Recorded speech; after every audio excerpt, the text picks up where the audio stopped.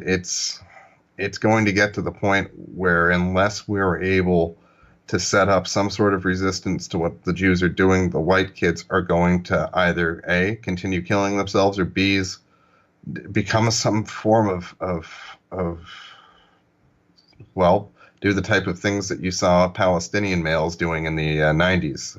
I mean, we're going to see, and I'm not advocating this, but unless we're able to stand up for our people as a group, individual white males will pop off like rounds cooking off in an overheated firearm magazine. They're going to strap bombs on themselves and walk up to Jews or something.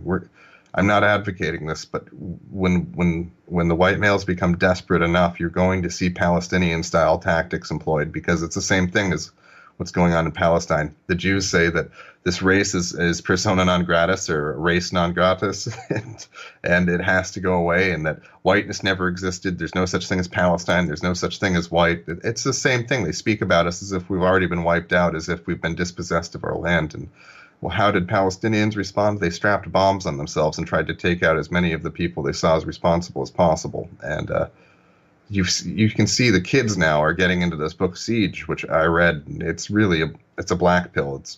If you read Siege and you believe what the author says, it's pretty much, to buy into that book means you've given up all hope of a peaceful solution. And a lot of kids I've talked to are getting into this stuff. And unfortunately, the Jews will be able to use that to their own advantage. If white kids start blowing themselves up or trying to go on rampages against Jews, the Jews will use that to their advantage. But I can tell you that unfortunately, most of the kids that I talk to that are white and aware of the Jewish question see no hope in going through any of the institutions or electoral process or anything like that. And they like this book Siege. And at this point, you've got hundreds of thousands of young white males that are just waiting for a time when they think they can effectively do something to bring down the current Jewish occupational forces. And it's going to be ugly.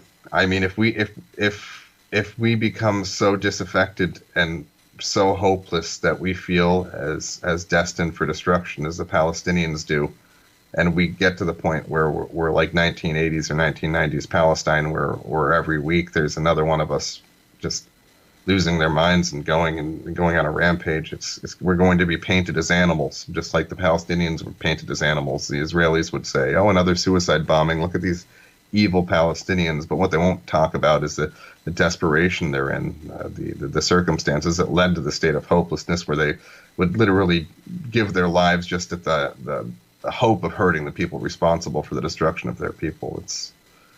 I don't mean to go here on your show. I apologize. But if you read this book, Siege, and if you talk to a lot of the younger kids, that's where they're at. It's really quite sad. And it's going to lead to desperate acts of rebellion.